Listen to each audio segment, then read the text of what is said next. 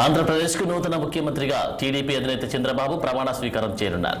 ముఖ్యమంత్రిగా 4వ ప్రమాణ స్వీకారం చేయడం ప్రత్యేకంగా నిలిచింది.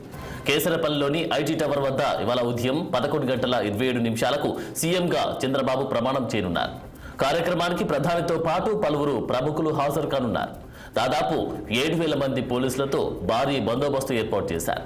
విజయవాడ నగరంలో పలు చోట్ల ట్రాఫిక్ మళ్లింపులు చేపట్టారు.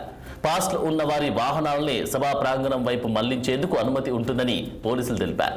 ఇక నగరంలో వీఐపీలు బస చేసే హోటల్స్ వద్ద ప్రత్యేక భద్రతా ఏర్పాట్లు చేశామని ఎన్టీఆర్ జిల్లా సిపి పిహెచ్డి రామకృష్ణ తెలిపారు. ప్రమాణ స్వీకార కార్యక్రమంలో పాల్గొనేందుకు రాష్ట్రంలోని వివిధ ప్రాంతాల నుంచి టీడీపీ, జనసేన, బీజేపీ నాయకులు, కార్యకర్తలు విజయవాడ చేరుకుంటున్నారు. ఇక ఇదే అంశానికి సంబంధించి తాజా అప్డేట్స్ మా ప్రతినిధి కృష్ణ అందిస్తారు. కృష్ణ, ఆనంద్, మరి కాసేపట్లో కొన్ని గంటల్లో ముఖ్యమంత్రిగా చంద్రబాబు నాయుడు ప్రమాణ స్వీకారాలు చేయనున్నారు. ఇప్పటికే దాదాపు 12 ఎకరాల్లో విజయవాడ గన్నవరం జరిగాయి. ఈ ఏర్పాటుకి ప్రధానంగా ముఖ్య అతిథిగా దేశ ప్రధాని నరేంద్ర మోడీ కూడా హాజరవుతున్నారు. ఇప్పటికే కేంద్ర మంత్రులు అమిత్ షా, నడ్డా ఇప్పటికే చేరుకున్న పరిస్థితి చూస్తాను. నిన్న రాష్ట్ర మాత్రం చేరుకున్న పరిస్థితి చూస్తాను. దీంతో పాటు సినీ ప్రముఖులు, ఇటు తమిళనాడు సూపర్ స్టార్ రజనీకాంత్ తో పాటు ఇటు మెగాస్టార్ చిరంజీవి కూడా రాత్రే ఇక్కడ విజయవాడకు చేరుకున్న పరిస్థితి చూస్తా ఉన్నాం. దీంతో పాటు రాజకీయ ప్రముఖులతో పాటు మాజీ సుప్రీంకోర్టు సిజే రమణ గారు కూడా రాత్రే చేరుకున్న పరిస్థితి చూస్తున్నాం.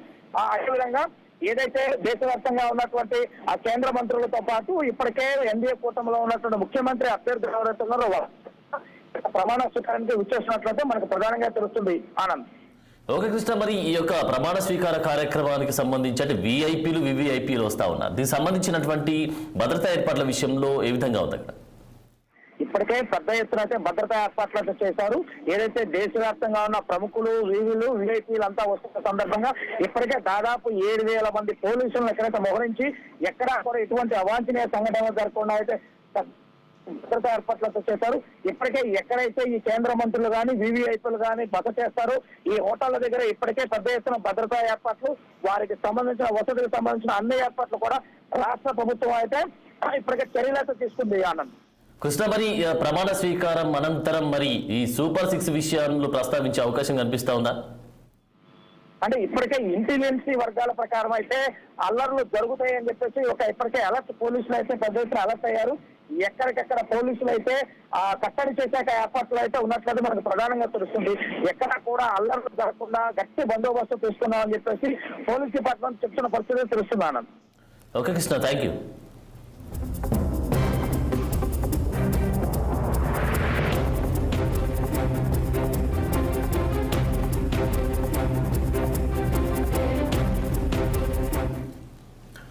విజయవాడ ఏ కన్వెన్షన్లో టీడీపీ, జనసేన, బీజేపీ కూటమి ఎమ్మెల్యేల సమావేశంలో చంద్రబాబు రాజధానుల అంశంపై కీలక వ్యాఖ్యలు చేశారు.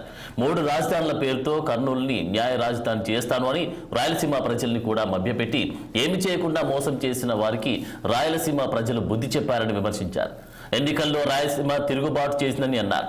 కర్నూలుని, రాయలసీమని, రాష్ట్రంలో అన్ని ప్రాంతాలని అన్ని రంగాల్లో అభివృద్ధి చేసే బాధ్యత కూటమి ప్రభుత్వం చేపడుతుందని స్పష్టం చేశారు. ఇదే మాదిరిగా చెప్పి కర్నూలుని జ్యుడిషియల్ క్యాపిటల్ గా చేస్తామని కడాని ఏమీ చేయకుండా వదిలిపెట్టినటువంటి వ్యక్తి.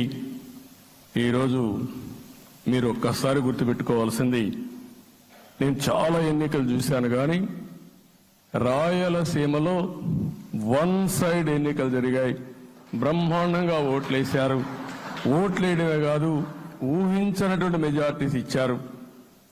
ఇది నేను కొంచెం భయపడ్డాను బిగినింగ్లో, కానీ ఊపు చూసిన తర్వాత మాత్రం అనిపించింది అందరూ ఎక్స్పెక్ట్ చేశారు రాయలసీమలో కొంచెం ఇబ్బంది ఉంటుందని.